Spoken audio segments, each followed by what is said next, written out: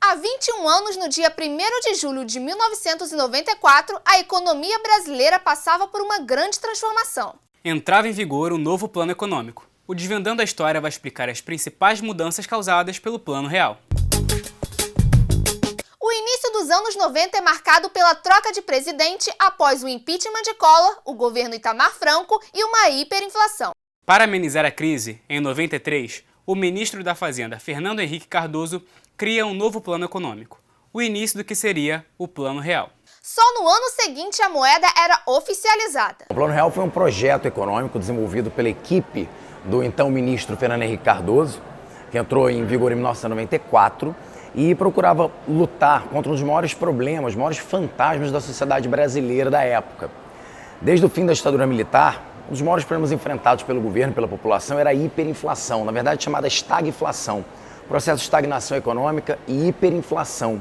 Isso prejudicava, obviamente, em todos os sentidos a economia e a sociedade. Os preços que aumentavam de um dia para o outro eram apenas um dos problemas que afetavam o cenário político-social brasileiro. Primeiro, a gente tem que pensar que o Brasil saía, em 1985, de um período de 21 anos de ditadura militar, onde o grande projeto desenvolvimentista, o milagre econômico brasileiro, os planos nacionais de desenvolvimento tinham deixado uma herança muito pesada para a gente.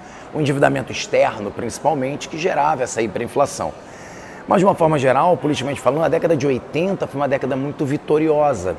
Nós tivemos aí o retorno dessa democracia, tivemos uma Constituição, a Constituição Cidadã, que elegemos diretamente o primeiro presidente da República depois de tanto tempo. Desde 1960 não fazemos isso, em 1989 elegemos diretamente Fernando Collor de Mello. Em 92 tivemos aí mais um grande encantamento democrático, a população indo às ruas, pedindo o impeachment do presidente, depois de uma série de escândalos de corrupção, e finalmente conseguimos. Fernando Collor foi afastado, foi impedido. Esse é o cenário que a gente vive. É um cenário econômico muito complicado, mas politicamente falando, um cenário de conquistas.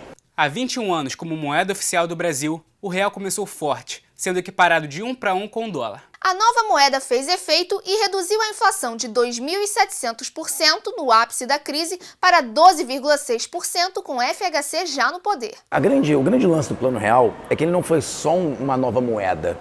O Plano Real não cortou apenas zeros e criou uma nova moeda. Isso é muito interessante, isso gera uma expectativa na população, um engajamento da população.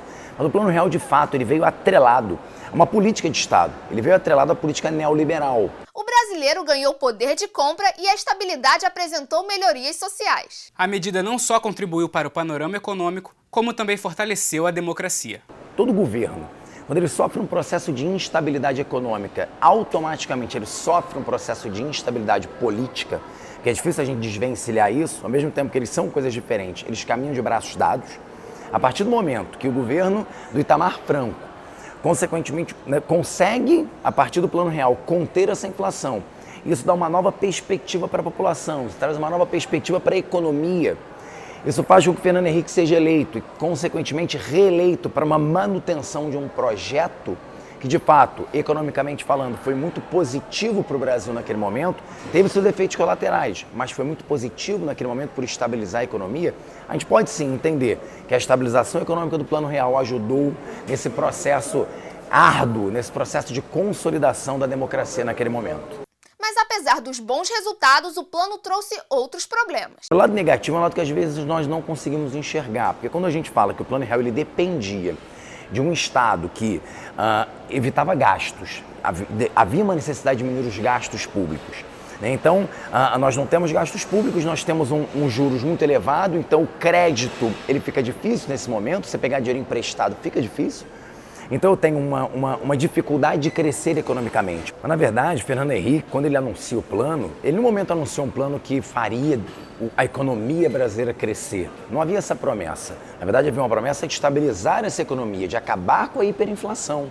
E isso, sem dúvida nenhuma, ele foi muito feliz, o plano foi muito feliz. Mas, de fato, ele gera uma dificuldade para o crescimento econômico, principalmente pelos juros muito elevados. Então, os juros muito elevados dificultam a obtenção de crédito, porque é perigoso você pegar esse dinheiro emprestado, que a cada mês a sua dívida aumenta. A abertura para o mercado estrangeiro, para a entrada dos importados, também gera uma concorrência que vai falir muitas empresas aqui dentro, que não tem tempo, né, de competir, de se desenvolver e competir.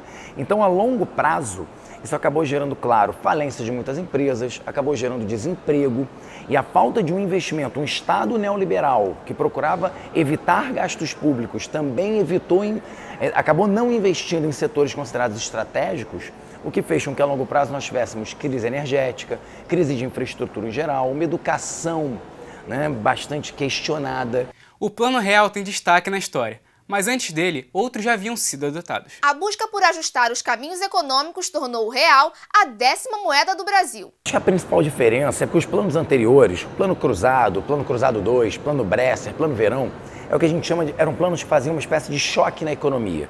O que era um choque na economia? A população estava ali desesperada, aí anunciava-se uma nova moeda, cortava-se zeros, que é uma valorização artificial da sua moeda, né? Então se alguma coisa valia 1.000, passava a valer uma unidade monetária a partir daquele momento. E você não criava efetivamente mecanismos para controlar essa inflação.